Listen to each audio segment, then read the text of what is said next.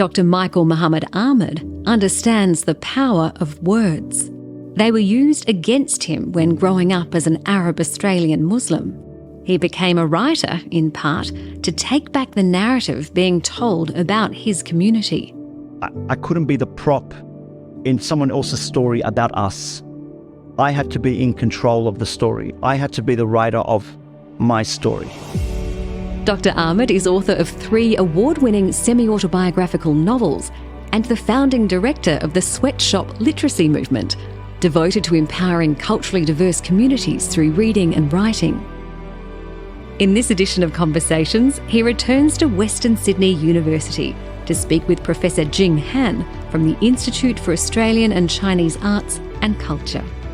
The Foundation for Australian Studies in China acknowledges the traditional owners of the unceded land on which this interview was conducted.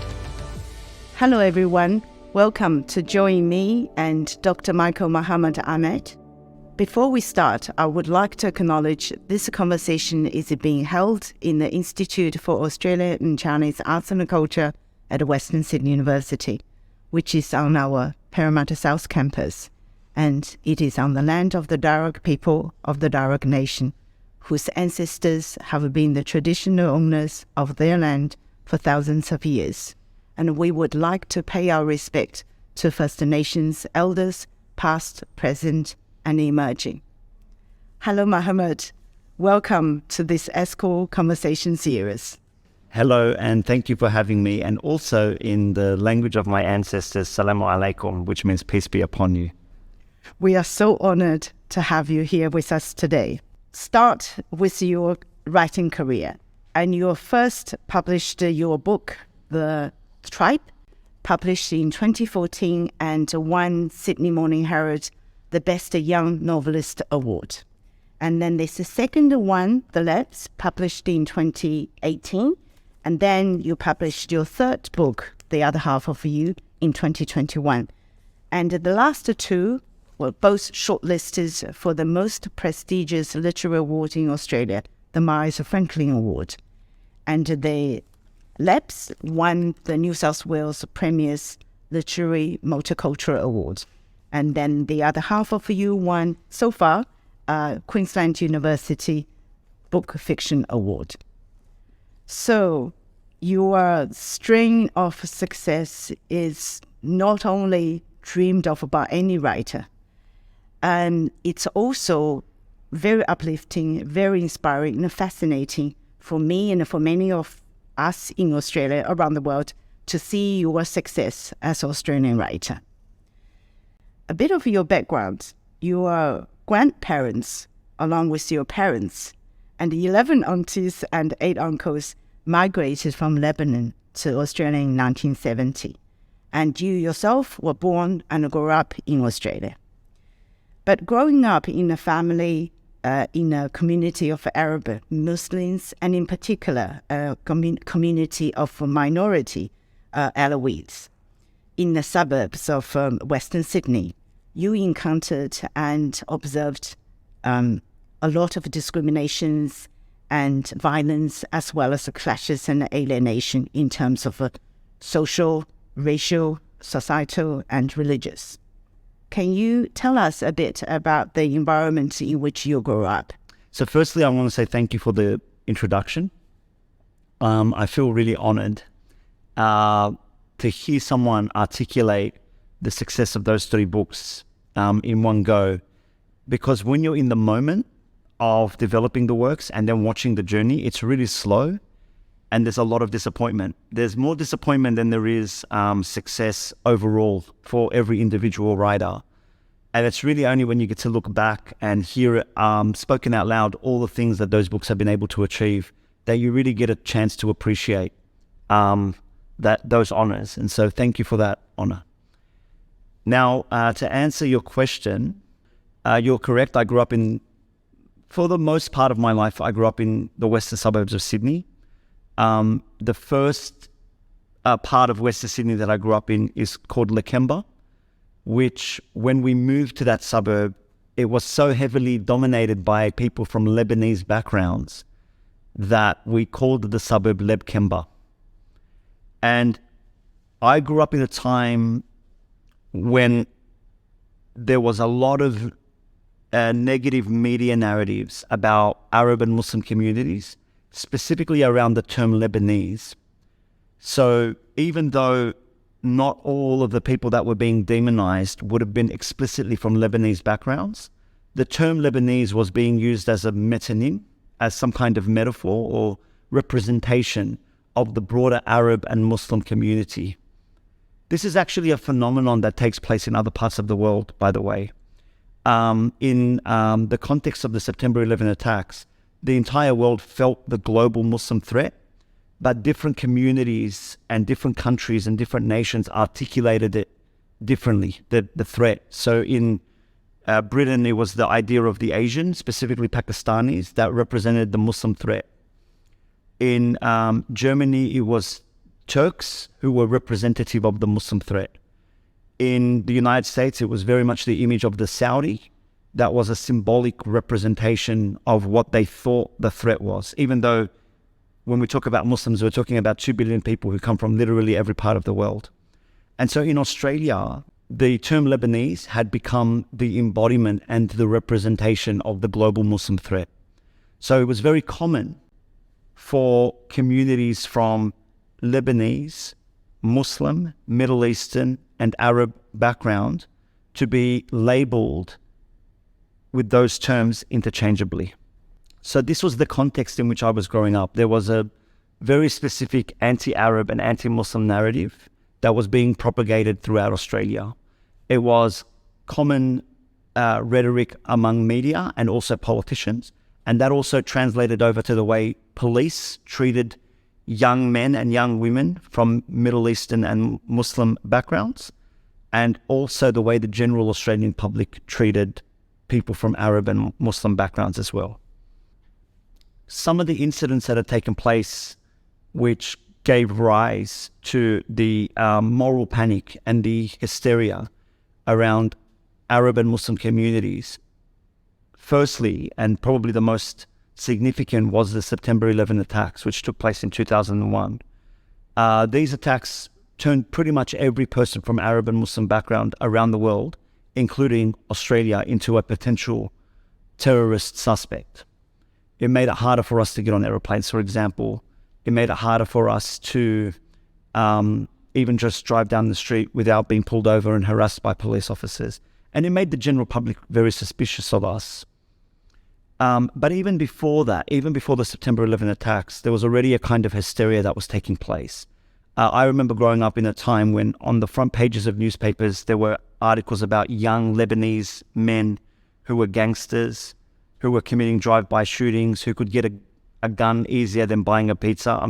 I'm quoting specifically a news headline in that context from 1998 that was on the front page of the Daily Telegraph.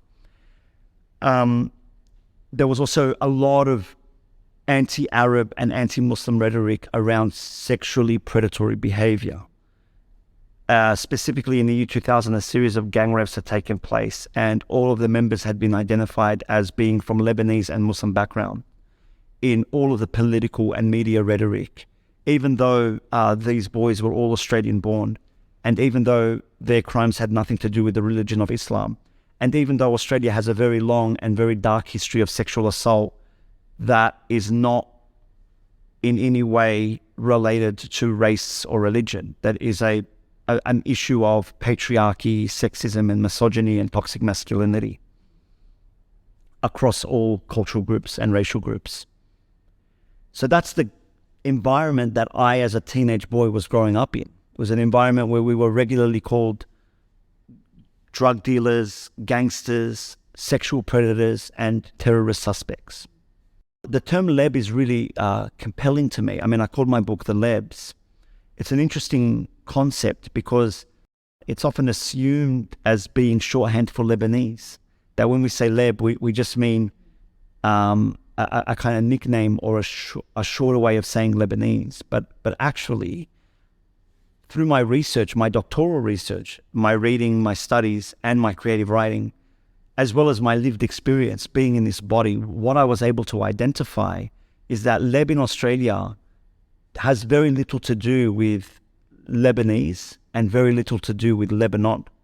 It's actually a unique Australian identity, what cultural theorists would call a hybrid identity. We use the term Leb, not so much as shorthand for Lebanese, but as a unique Australian cultural group, which is why it wasn't uncommon when I was growing up for my friends from Lebanese, but also from Syrian, Jordanian, Palestinian, Iraqi, Afghan, even Malaysian, Turkish, and Indonesian backgrounds to all identify as Lebs. Because what they were identifying with was a shared sense of solidarity as a marginalized group in Australia. Very interesting seeing that, because it's kind of a similar way that in a discrimination way calling all Chinese Chinaman. So Chinaman sounds like just a noun. It's actually not. It's a very racial discriminatory term. It's incredibly similar. The way in which people will pigeonhole and dehumanize the billions of human beings who identify as being Asian or identify as having Asian heritage, the way they will all just be kind of clumped together as Chinese, or Chinaman, is exactly the same as the way people in Australia from Arab and Muslim backgrounds were all being pigeonholed as Lebanese or Leb in the early periods of the post 9/11 era. When did you decide that you want to be a writer, and why?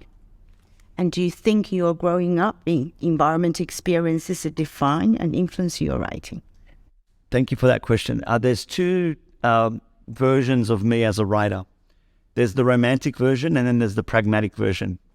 The romantic version of when and why I wanted to be a writer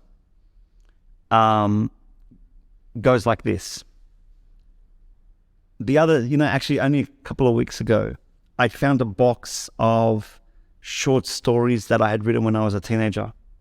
And I opened that box and I started reading those stories. I hadn't read them, I forgot about them. The last time I'd seen those documents in this box would have been about maybe 25 years ago. So I wrote them a long time ago when I was a child. And I had this idea of like, I'm a writer. Just as a side note, I still had this beret. I've had this beret since I was a kid. So, my dad runs an army disposal store. And so I found this military beret when I was young, and I wore it and I liked the way it looked. And so I had this romantic idea of being a writer, even as a child. Those short stories were terribly written. They were all fantasies of the person I wished I was and the person I wished I could be seen as. They were also just full of cliches. There was nothing unique or original about them.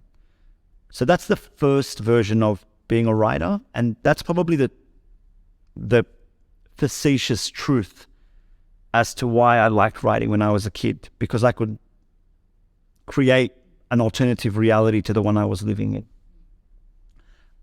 But as an adult, my relationship to being a writer and why I became a writer is very different.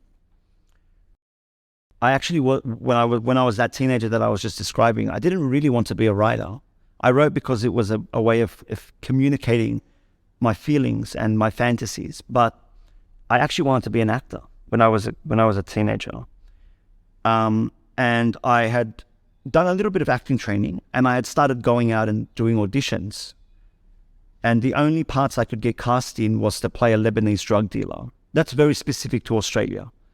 The global portrayal of Arabs, if you read books like Real Bad Arabs by Jack G. Shaheen, and the Hollywood portrayal is very much terrorist. But in Australia, the portrayal of us in mainstream film and television was drug dealer and gangster.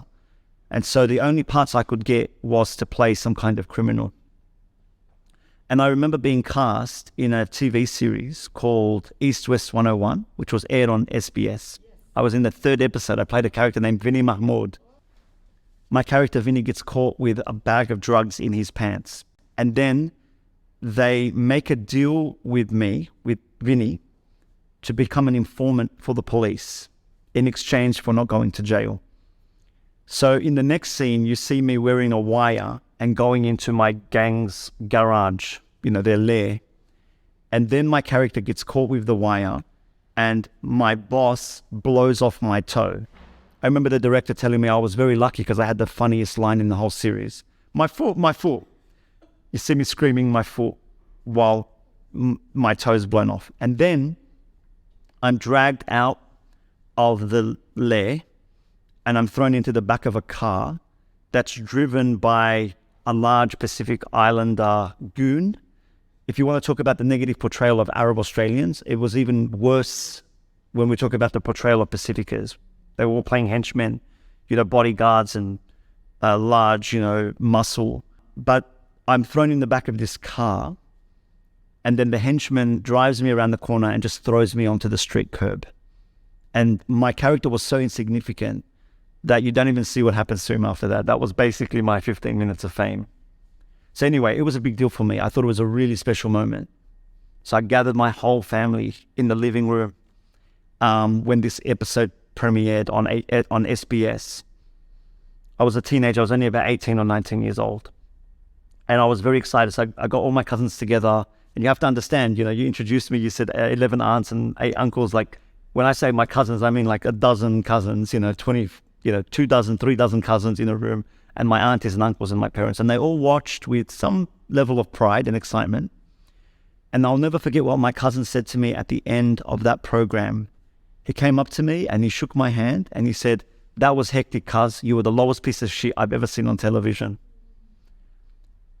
And I mean, he was being playful, but it really hit me. Like, I really understood in that moment that I had become complicit in a machine that was demonizing us and dehumanizing us. And so I knew from that point on that I couldn't be the prop in someone else's story about us. I had to be in control of the story. I had to be the writer of my story. And I transitioned from that point onwards from acting to creative writing as a profession. In control of your own narrative, the story that you... In control of my narrative and also in control of the narratives that other Arab Australian actors would play in the future. Because in the last 20 years of being a writer, I haven't only written novels, but I've written several plays, the stage adaptation of The Tribe, a production called The Demon, which premiered at the Sydney Opera House last year, and also premiered at the Oz Asia Festival, which have been empowering representations of Arab and Muslim communities that I've been able to write for other Arab and Muslim actors. And this is the very early stages, but it's happening, so it's worth sharing. The other half of you has also just been picked up for a TV series with Claudia Carvin as a producer and as a co-writer with me. And I've been writing the script for the other half of you, and I've been able to make sure that 90% of the writing team have been Arab Australian. Randa Abdel Fattah, Sarah El Sayed, and Hazem Shamez have been in the writing room with me developing the script. And so this is why I left the acting and went into writing, so that we can be in control of the stories that are told about us. In part 2 of our interview with Dr. Michael Mohammed Ahmad, he reveals the key to navigating multicultural Australia.